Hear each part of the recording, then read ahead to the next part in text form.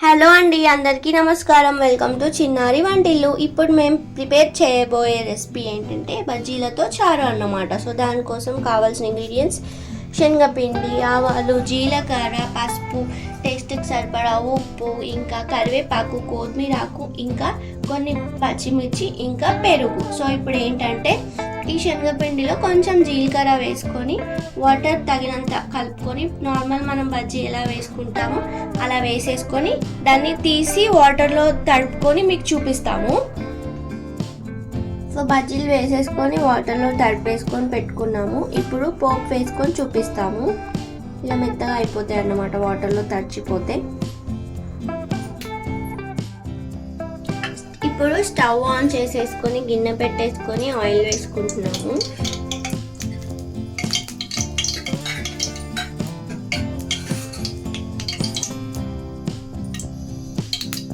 So oil వేడయ్యాక ఆవాలు వేసుకోవాలి, దానిలోకి జీలకర్ర కూడా వేసేసుకోవాలి.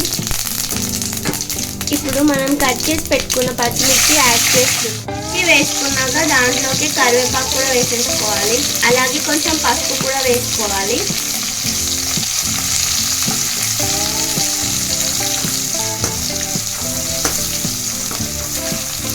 ఇందులోకి మనం బజ్జీ చేసుకున్నాం కదండి, అది వేసేసుకోవాలి. వేసేసుకున్నాక ఏంటంటే కొంచెం శనగపిండి తీసుకొని దాంట్లో కొన్ని వాటర్ వేసేసుకొని మీకు చూపించిన కన్సిస్టెన్సీ వచ్చేంత వరకు ఇలా చూసుకోవాలి. శనగపిండిలో వాటర్ యాడ్ చేసి వేసుకున్నాం కదండి, ఇప్పుడు దాంట్లోకి కొంచెం పెరుగు కూడా యాడ్ చేసేసుకోవాలి. పెరుగు యాడ్ చేసేసుకున్నాక కొన్ని వాటర్ యాడ్ చేసుకోవచ్చు.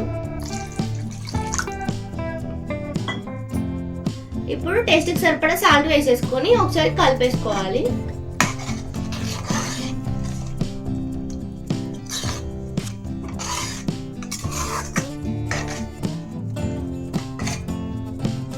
ఒక 2-3 మినిట్స్ మరిగించుకోవాలండి. మొత్తం మంచిగా మిక్స్ చేసేసుకొని క్యాప్ పెట్టేసుకొని ఒక 2-2 మినిట్స్కి ఒకసారి చూస్తూ ఉండాలి. క్యాప్ తీసి మధ్యలో కలుపుకోవాలి.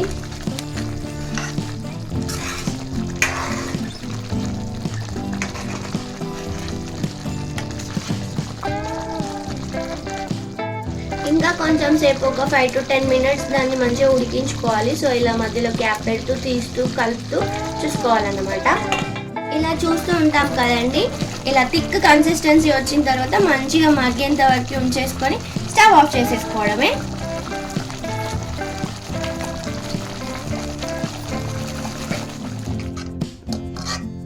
బౌల్లోకి షిఫ్ట్ చేసేసుకొని కొత్తిమీర వేసేసుకుంటే రెడీ అయిపోతుందండి బజ్జీలతో మనకి రెసిపీ. ట్రై చేయండి, బాగుంటుంది. తప్పకుండా చూసారు కదా, బజ్జీల చారు రెడీ అయిపోయింది. మీకు కనుక ఈ వీడియో నచ్చితే లైక్ చేయండి, షేర్ చేయండి, కామెంట్ చేయండి. అలాగే మా ఛానల్ని తప్పకుండా సబ్స్క్రైబ్ చేసుకోండి. థ్యాంక్ యూ అండి. థ్యాంక్ యూ ఫర్ వాచింగ్ చిన్నారి వంటిల్లు.